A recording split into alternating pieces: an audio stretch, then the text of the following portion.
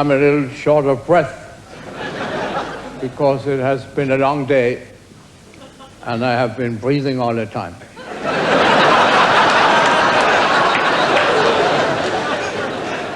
Do you care for piano music? Yes. Too bad. Well, it is always a big question for me to choose something to play. But I think I will talk a little and play a little about Mozart, the Danish composer, Hans Christian Mozart.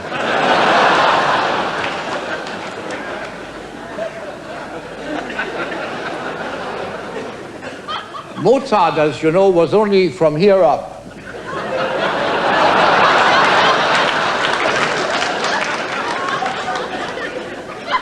He was what we call a bust. But in spite of that physical handicap,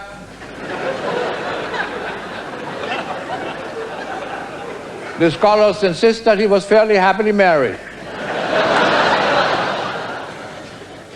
But Mrs. Mozart wasn't.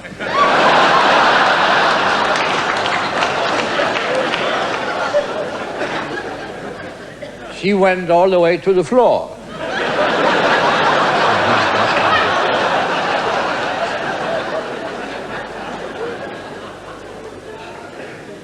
I shall now go to the piano. You didn't think we had one. We might not. I told you.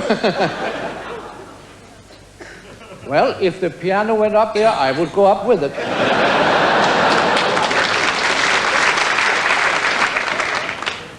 This is one big black key.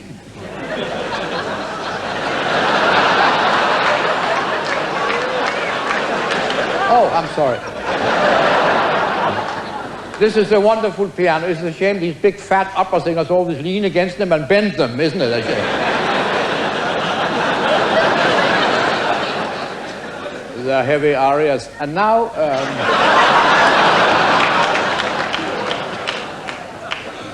is this too drafty?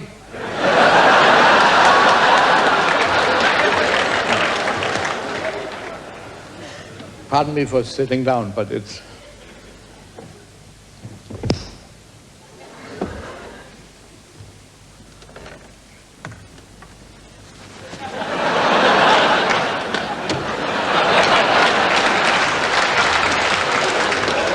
Actually, I have chosen to play the selection for which I've had most requests during many years on the stage. The last request was in 1936. And I can't remember what it was. There are three things. There are three things I can never remember.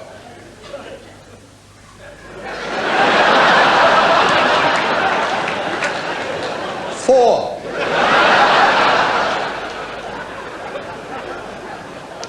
I'm going to play a Viennese waltz by a Viennese composer, Gärtner. When you hear this, that is the introduction to the waltz. Then when you hear this,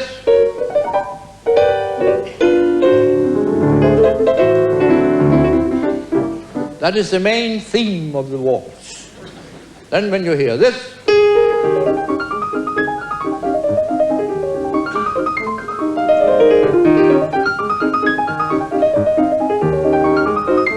then there is definitely something wrong.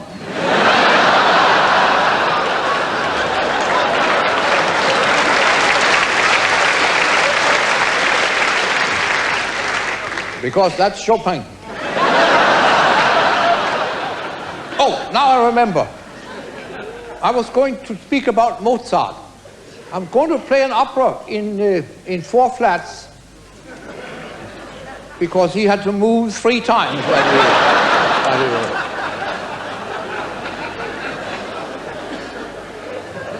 It's a short opera. Actually, Mozart wrote it, but he had Salieri's name on it. That's not the point. I wonder what that thing is for here. And millions of people don't know what this thing is for. Unfortunately, I happen to be one of them. Now, anyway, it is a very short opera. It is only in one act. It begins when the curtain rises, otherwise you couldn't see a thing. On the stage are two large trees, one on this side and one on the other side.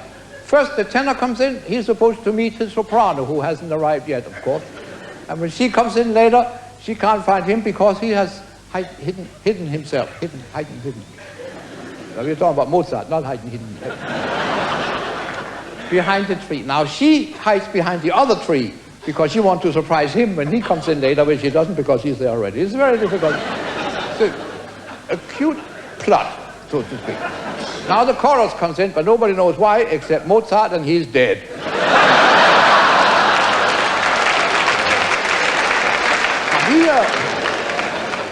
Now the father comes in, her father comes in, and he's very angry because he doesn't even want to be in the opera.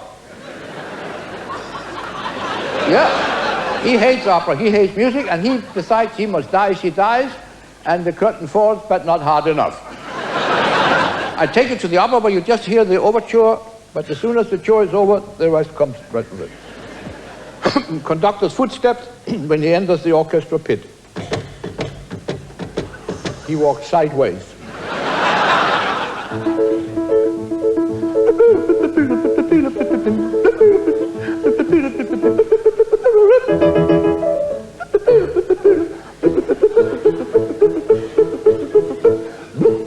The conductor is a little hoarse. Yeah. Now the curtain rises, the tenor comes in from that side in the single file.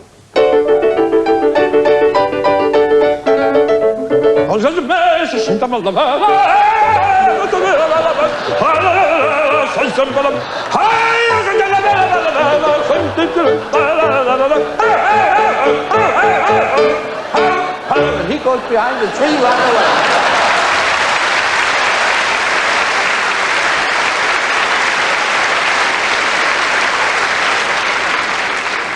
Thank you, I'll tell him. Now the leading lady arrives. She's supposed to fill the part of the soprano. She not only fills it, she overflows it. She's a big soprano. She's about 4.5 feet tall, lying down. She arrives in a single pile. Her voice reaches part of the body other singers never heard of.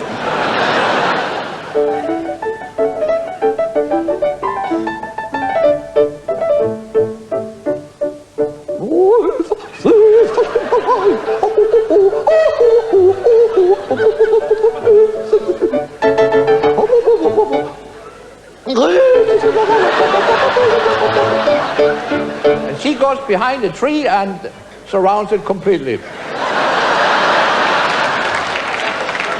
Now, while you were laughing and applauding, the chorus has been in and out, and yes, and the baritone comes in. He finds out that he's in the wrong opera. Yeah. So now the father comes in, the il basso.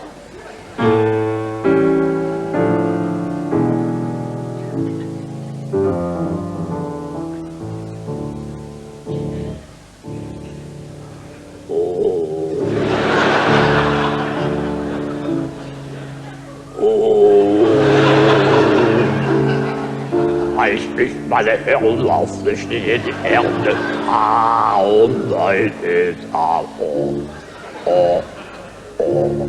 Well, how low can a man get? He has now told her all he wants to tell her, and she sings her death aria.